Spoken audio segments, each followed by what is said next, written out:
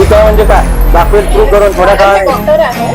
हो, Pune municipal corporation म्हणजे भ्रष्टाचाराचा सगळ्यात मोठा अड्डा आहे आणि मी अनुभवतो. मान्य म्हणजे मान्य करायलाच लागेल. जे काही सगळं सगळं सगळं जोडलेलं आहे, सगळं जोडलेलं आहे. समाज माध्यमांवर सध्या एक व्हिडिओ जोरदार धुमाकूळ घालतो. यामध्ये एक डॉक्टर जे आहेत ते प्रशासनातील अधिकाऱ्यांना धारेवर धरताना आपल्याला पाहायला मिळतोय आणि विषय तसाच आहे, तो म्हणजे पर्यावरण रक्षणाचा. या व्हिडिओमध्ये आपल्याला पाहायला मिळतंय की एक डॉक्टर जे आहे ते महानगरपालिका प्रशासन म्हणजेच पुणे महानगरपालिकेतील प्रशासकीय अधिकाऱ्यांसमोर आपली बाजू मांडतायत आणि पुण्यात जे काही सर्रास वृक्षतोडीचं जे प्रकार घटना घडतायत, त्याशिवाय शहरामध्ये विविध प्रकल्प देखील सुरू आहेत, मेट्रो सारखे मोठे प्रकल्प सुरू आहेत. याच अनुषंगाने हजारो झाडांची जी आहे ती तोड होणार आहे आणि या संदर्भातच जात ते या व्हिडिओच्या यात विचारताना दिसत आहेत, आपल्याला पाहायला मिळत आहेत. ते डॉक्टर राहुल आपल्यासोबत आहेत, आपण त्यांच्याकडून जाणून घेऊया. स्वतः ते हृदयरोग तज्ञ आहेत. सर, काय सांगाल? तुमचा व्हिडिओ सध्या सोशल मीडियावर फार व्हायरल होतोय. नेमकं तुम्ही काय अधिकाऱ्यांना सांगत होतात त्या व्हिडिओमध्ये? सर्वप्रथम धन्यवाद, तुम्ही हा मुद्दा घेण्यासाठी इथे आलात. आपल्याला दिसत असेल की शहरामधील तापमान प्रचंड वाढत आहे आणि हे तापमान वाढत असल्यामुळं आमचे जे पेशंट्स आहेत त्यांच्याकडून वारंवार तक्रारी येतात की उष्णता खूप असल्यामुळं हार्टच्या पेशंटला त्रास होतो आहे, त्यांचा जीव कासावीस होतो आहे, त्यांना श्वास घ्यायला त्रास होतो आहे आणि चक्कर येऊन पडेल असं सारखं वाटतं आहे.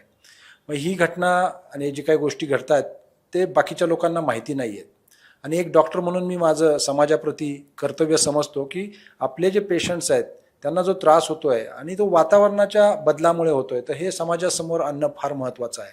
तर ही मेट्रोच्या रिलेटेड एन्व्हायरमेंटल कमिटीची मीटिंग होती, ज्याच्यामध्ये ट्री ऑफिसर्स होते, ऑफिसर्स फ्रॉम पुणे PMC. तर यांच्यासमोर हा मुद्दा मी पोटतिडकीने मांडलेला आहे, जी सत्य परिस्थिती आहे आणि ही घटना सत्य असल्यामुळे ही मला वाटतं की सर्वत्र व्हायरल होते आहे. इतर सर्व डॉक्टरांचाही अनुभव असाच असेल आणि एक पेशंटचा प्रतिनिधी म्हणून हे समाजापुढे आणणं हे फार महत्त्वाचं आहे. जेव्हा एखाद्या शहराचा तुम्ही विकास करता, विकास हा पूर्वापारपासून चालत आलेला आहे, असं नाही की आज काही वर्षात विकासाला सुरुवात झालेली आहे. विकास हा गेल्या म्हणजे स्वातंत्र्यानंतर विकास हा चालूच आहे किंवा स्वातंत्र्यापूर्वी विकास पुणे शहराचाही कुठल्याही शहराचा चालूच असतो. तर विकास करताय म्हणजे तुम्ही फार चार चांद लावताय किंवा फार तारे तोडताय हे असलं काही नाही आहे. विकास हा करताना तुम्ही स्ट्रॅटेजिक प्लॅनिंग करायला पाहिजे. म्हणजे पुणे महानगरपालिकेची काय स्ट्रॅटेजिक प्लॅनिंग आहे, याच्यामध्ये काय त्यांनी अभ्यास केलेला आहे, जेव्हा कुठली पण गोष्ट तुम्ही विकास करताय रस्त्यामध्ये काय येणार आहे, कशाचा आपल्याला बळी द्यायला लागणार आहे, हा बळी दिला जाणार आहे झाडांचा किंवा कशाचा, हा वर्थ आहे की नाही, त्याची तेवढी किंमत आपण मोजणार आहे पैशाच्या बाबतीत असो आणि पर्यावरणाच्या बाबतीत. ही आपले जे पुणे शहरात राहणारे नागरिक आहेत त्यांना ती फायद्याची आहे की नाही ह्याचा विचार सारासार तुम्ही केलाय का, हा प्रश्न आहे. फक्त तुम्हाला एक प्रोजेक्ट आणायचा आहे, त्याच्यामध्ये जी काय तुमची गणितं मांडायची आहेत की एवढे लोक याच्यातून ट्रान्सपोर्ट होतील, एवढा FSI वाढेल. अरे पण हे सगळं करताना हे शहर राहण्याच्या लायक राहणार आहे का ह्याचा विचार तुम्ही केलाय का? उदाहरणार्थ आज तापमान एवढं आहे, तुम्ही आणि मी जे हेल्दी माणसं आहेत ज्यांना आजार नाही, ही माणसं म्हणतायत रस्त्यावरती आज की सर मी 2 तास चालू शकत नाही, चक्कर येते आहे. तर आमचे पेशंट लोकांचं काय होणार आहे? जे दुर्बल घटक आहेत, दुर्बल घटक म्हणजे जे रस्त्यावरती काम करणारे कामगार आहेत, हे काम करू शकणार आहे का? याच्यामुळे इकॉनॉमी चालू शकणार आहे का? तर कुठलं पण शहर किंवा कुठलं पण एक समाज व्यवस्था किंवा सिव्हिलायझेशन तुम्ही म्हणू शकता, जर सिव्हिलायझेशन जर जिवंत ठेवायचं असेल तर तिथं नदी लागते. आजपर्यंत हिंदू संस्कृतीमध्ये मोहिंजोदडो आणि हडप्पा या संस्कृतीपासून बघताय तर सगळे सिव्हिलायझेशन नदीच्या काठी असतात. नदीच्या काठी का असतात? तिथं पाणी असतं, तिथं झाडं असतात, तिथं सर्व निसर्ग असतो, म्हणून तिथे सिव्हिलायझेशन घडत आल्या पूर्वापार चालून, आज नाही 10 वर्षात झालेल्या गोष्टी. जर तुम्ही ही सिस्टम आहे जी निसर्ग आहे त्याच्या विरोधात काम कराल तर निसर्ग तुम्हाला संपवून टाकेल.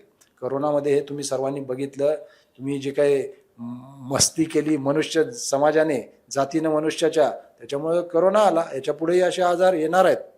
आता नवीनच एक हंटा व्हायरसबद्दल तुम्ही ऐकलं असेल, असे वेगवेगळे आजार येणार आहेत. तर आपल्याला आजाराला एक समाज म्हणून, एक मनुष्य जात म्हणून जर त्याच्या समोर जायचं असेल तर आपल्याला निसर्गाशी मिळतं जुळतं घेणं गरजेचं आहे. निसर्ग आपण संपवू शकत नाही. निसर्ग आपल्याला 100% संपवू शकतो. तुम्ही बरेचसे सिव्हिलायझेशन गेलेले बघताल. त्याचं मेन कारण त्या लोकांमध्ये कुठली तरी नैसर्गिक आपत्ती निर्माण झाली आणि त्या समाजाचा तिथल्या सिव्हिलायझेशनचा मृत्यू झाला. थोड्याफार प्रमाणात त्या दिशेने आपली वाटचाल होते. ग्लोबल वॉर्मिंगचा मुद्दा तुम्हाला माहिती आहे. टेम्परेचर 2 डिग्रीने वाढलं तरी जगातल्या बऱ्याच सिटीज पाण्याखाली जातील, माणसं आजारी पडतील आणि भरपूर लोकांचा जीव जाईल. तर हे एक समाजाला, आपल्या देशाला, आपल्या शहराला घातक कार्यक्रम चालू आहे. आणि मला असं वाटतं की यांनी हे विचारात घेतलेलं नाही. एन्व्हायरमेंटल इम्पॅक्ट NGTचं काम आहे, तो विचारात घेतला पाहिजे.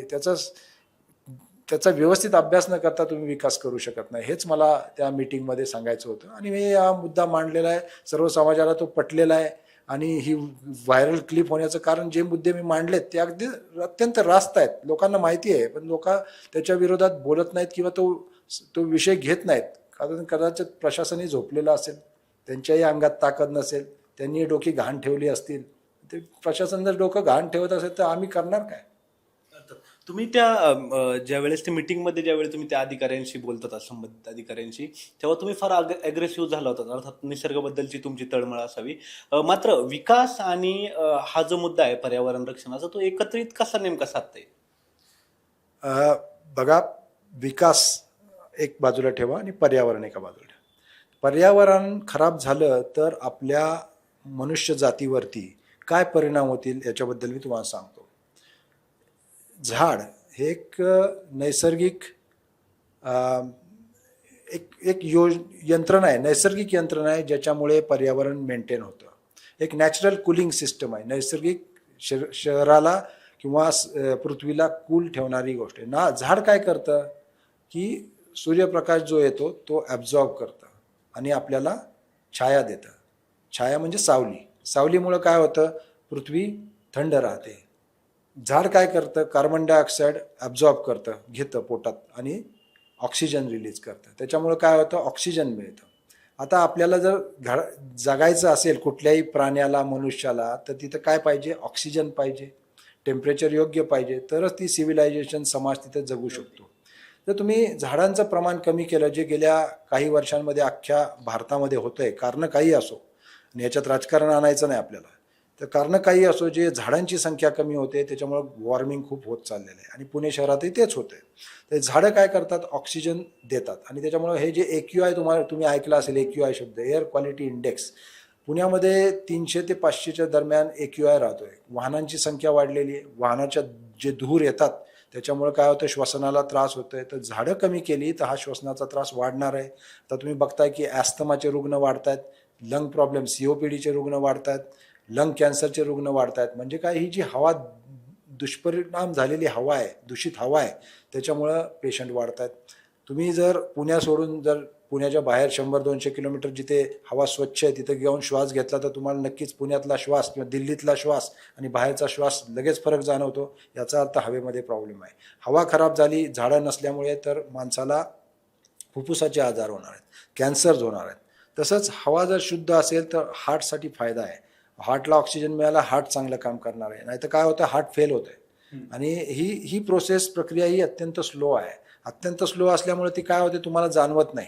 तुम्हाला काय बाबा अटॅक आला तर लगेच जाणवतं, परंतु स्लो डेथ आहे. जसं एअर क्वालिटी इंडेक्स खराब झाल्यामुळं तुमचं आयुष्यमान 3 ते 5 वर्षांनी किंवा 10 वर्षांनी कमी होतं, हे तुम्हाला जाणवणार नाही आहे. आणि तुम्हीच नेहमी म्हणता की हा म्हणजे दोष माझाच आहे किंवा माझं नशीबच खराब होतं त्याच्यामुळं असं झालेलं आहे. हे अत्यंत चुकीची गोष्ट आहे. तर जर निसर्ग चांगला असेल तर तुमचे फुफ्फुसाचे आजार होणार नाहीत, तुमचं आयुष्यमान चांगलं राहील, तुमचं मन शांत राहील. आता तुम्ही बोलला की पुणे युनिव्हर्सिटीत गेल्यामुळे वरती तिथं खूप झाडांची संख्या असल्यामुळं प्रसन्न वाटतंय. म्हणजे तुमचा मानसिकता ही चांगली राहते. जर तुमचं मन चांगलं असेल तर तुमचा दिवस चांगला जातो. जर तुमची रात्रीला झोप नसेल झाली तर तुम्हाला चिडचिड होते. तसं आत्तासुद्धा उन्हाळ्याच्या दिवसात बघताय लोकांना, पेशंटला झोप लागत नाही आहे, भूक लागत नाही आहे, कारण उष्णता खूप जास्त आहे. आपण सर्वजण AC मध्ये राहूच शकत नाही. बऱ्याच 80-90% लोकांच्या घरी AC नाही आहे. आणि हे जे आपले समाजातले लोक आहेत ज्यांच्याकडे AC घेण्याची कॅपॅसिटी नाही आहे आणि सगळ्या लोकांनी AC घेतला तर किती उष्णता वाढेल, हे फार महत्त्वाचा विषय आहे. तर AC सगळ्यांकडे असणार नाही आहे, त्याला इलेक्ट्रिसिटी लागणार आहे. मग हे विकास म्हणजे कसला विकास करतोय आपण? जर तेच रिसायकल होत आहे आणि मग AC ची संख्या वाढणार आणि मग परत ते कमवण्यासाठी आपल्याला पैसे कमवायला लागणार, म्हणजे हे सगळं चुकीचं चाललेलं आहे. तर याच्या जागी आपल्याला काय करायला पाहिजे की शहराचा विकास हा व्यवस्थित करायला पाहिजे, कॉन्क्रिटीकरण टाळलं पाहिजे. काय होतं की खूप कॉन्क्रीट टाकल्यामुळं हीट रिटेन होते. जे झाडाने हीट ॲब्झॉर्ब करायला पाहिजे ते कॉन्क्रीट हीट ॲब्झॉर्ब करते. या मोठमोठ्या बिल्डिंग आपण शहरामध्ये बांधतोय, FSI वाढवतोय, त्याच्यामुळे काय होतं रात्रीच्या वेळेला हे कॉन्क्रीटने जी काही हीट ॲब्झॉर्ब केलेली आहे ती हीट रात्री रिलीज होते आणि ही रात्री रिलीज झालेली हीट त्याच्यामुळे घरामध्ये गरम होतं रात्री. पूर्वीच्या काळी पुण्यामध्ये 1980-90 सालामध्ये रात्री फॅनवरती काम चालायचं फक्त उन्हाळ्याच्या दिवसामध्ये. आता तुम्हाला अशक्य झालं आहे जगणं. मग हा आता जी काही लोक या वयोगटातले आहेत ते अनुभव तुम्हाला सांगतील की पूर्वी पुण्यामध्ये उन्हाळ्यात सुद्धा आम्ही फक्त फॅनवर करायचो, आता तसं होत नाही. आणि हे एक slowly over period of last 30, 40, 50 years हा जो बदल घडत चाललेला आहे हा घातक आहे. हे मी तुम्हाला एक डॉक्टर म्हणून, आरोग्याचा सेवक म्हणून मी तुम्हाला सांगू इच्छितो. मी हा बदल मी स्वतः पाहिलेला आहे.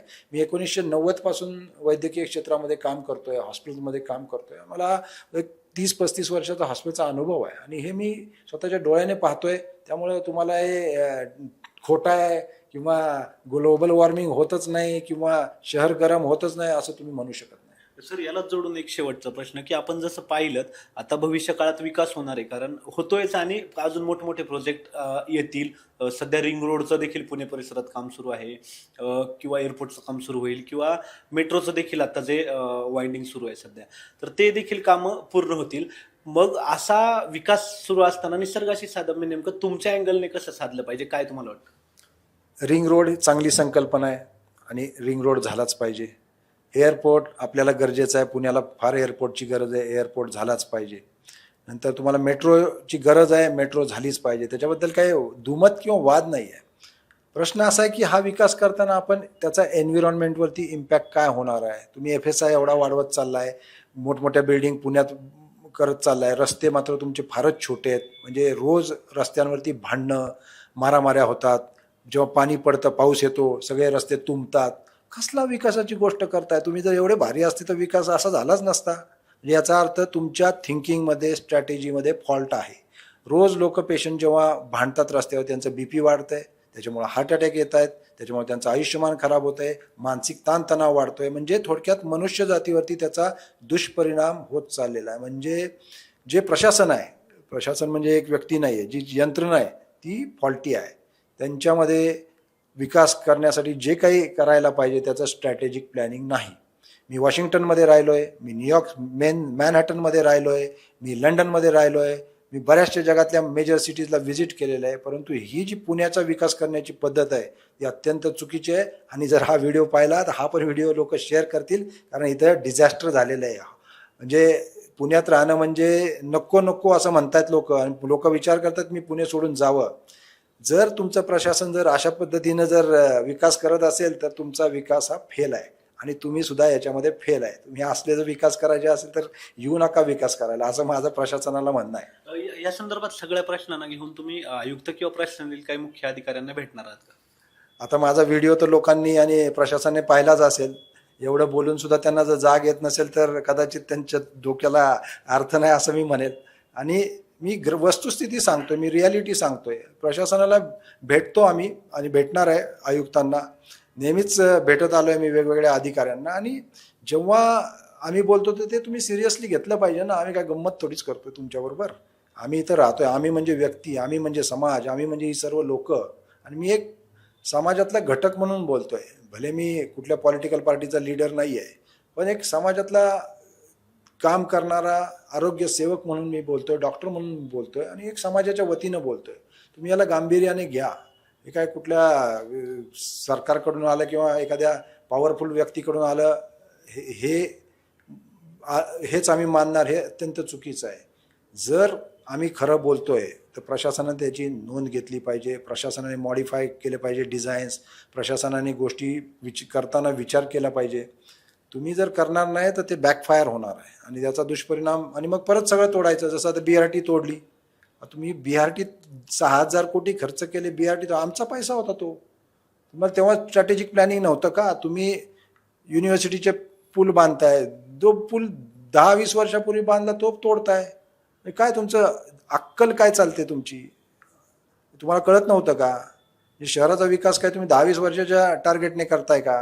म्हणजे फार मोठे प्रश्न निर्माण होतात आणि याच्यातून मी नाही, सगळं शहर सांगताय की तुम्ही कामाचे नाहीत, तुम्ही युजलेस आहात, तुम्हाला तेवढी विचार करण्याची तुमची ताकद नाही. आमचं ससून हॉस्पिटल 1800च्या शतकात बांधलं, तेव्हा काय विचार केला असेल ससून हॉस्पिटल बांधणाऱ्यांनी? काय विचार करताय आता? म्हणजे तुमच्यामध्ये तेवढे थिंकिंग कॅपॅसिटी नाही. हे एक वाईट गोष्ट आहे समाजासाठी की तुम्ही अशा पद्धतीचे लोक तुम्ही निर्णय घ्यायला बसलेले आहेत. आम्हाला वाईट वाटतं. अर्थात आपण पाहिलं की हे होते ते व्हायरल डॉक्टर अर्थात हृदयरोग तज्ज्ञ डॉक्टर राहुल सावंत. सरांचा जर अनुभव सांगायचा झाला तर गेल्या 30 वर्षापासून ते ह्या फील्डमध्ये आहेत, मेडिकल फील्डमध्ये, आणि त्यांचा थेट संबंध जो आहे तो पर्यावरण बदलांमुळे रुग्णांवर कसा होतो हे त्यांनी खूप जवळून पाहिलंय आणि तो त्यांना दिसतोय प्रकर्षाने. त्यामुळे ह्या व्हायरल व्हिडिओमध्ये आपण पाहिलं की ते खूप कळवळ्याने आणि मनाच्या आकांतापासून प्रयत्न करतायत की आपली जी बाजू आहे, आपली जी बाब आहे, आपली जी पर्यावरण प्रेमी म्हणून एक जी आर्त हाक आहे ती महानगरपालिका प्रशासन किंवा अन्य प्रशासकीय अधिकाऱ्यांपर्यंत पोहोचावी आणि याच्यावर कठोर पावलं उचलली जावीत. कारण पुण्यासारख्या शहरामध्ये ज्या ठिकाणी पर्यावरणाचा समतोल राखत प्रकल्प करणं गरजेचं होतं, त्याच ठिकाणी इतक्या मोठ्या प्रमाणावर वृक्षतोड केली गेली आणि भविष्यात देखील वेगवेगळ्या प्रकल्पांच्या माध्यमातून ही वृक्षतोड केली जाणार आहे. तर विकासाला विरोध नाही, मात्र पर्यावरणाचा समतोल देखील राखावा असं या डॉक्टरांनी सांगितल्याचं आपल्याला पाहायला मिळतंय.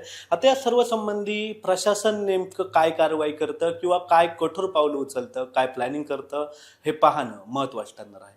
कॅमेरामन रोहित वनकटेसह प्रथमेश तांबे, LS मराठी, पुणे.